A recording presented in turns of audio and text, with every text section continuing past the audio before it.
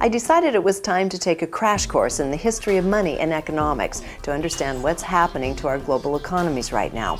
Luckily, I came across just that, the Crash Course by Martenson. It's a free online course on the history of money and debt in the U.S. that should be a mandatory part of our continuing education. I found it fascinating to understand how money and debt is created and how we've ended up in the inevitable position we find ourselves in now. It said debt is a claim on future human labor. Now that's depressing for you. Well, that's the way I look at it. There's a number of textbook definitions of money. We say, no, but that makes sense. That seems real.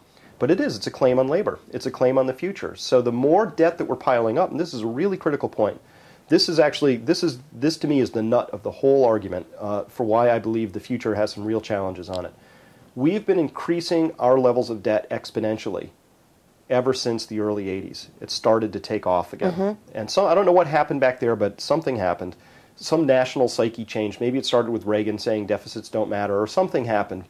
And this is all across all of society. So again, I'm not saying this is a government issue, but it's all government, state, federal, local, it's corporations, it's people.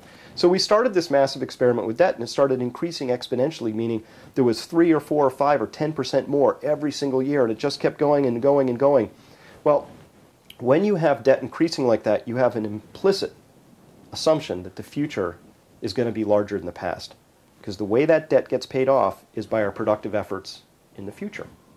So when we're increasing this, we're trusting that the future is increasing right along with it. And the problem with this story comes in if you can find anything in that tale that suggests that the future can't be as large as it needs to be to pay off this debt today.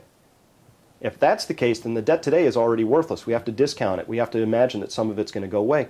But it more importantly means that that process of ever-increasing debts like this, that has to stop, because sooner or later you've just got to come to the conclusion, you've got to admit, we can't continually increase this because we know that the future can't support that. And we're at that moment. It's not widely recognized, but we're at the moment where the style of life, the standard of living, the ways in which we organized ourselves that was based on constantly increasing our debt loads has come to an end.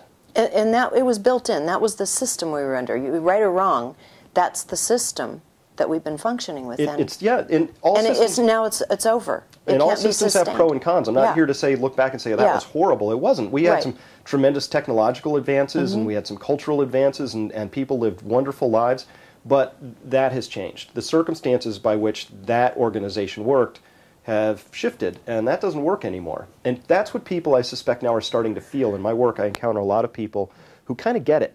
Either they get it, or they get it. But in one way or another, they understand that something has changed. And some people perceive that as things have broken, and it feels bad to them, and other people feel the opportunity and say, oh, no, this is just different now. Something different has happened, and it's a different future.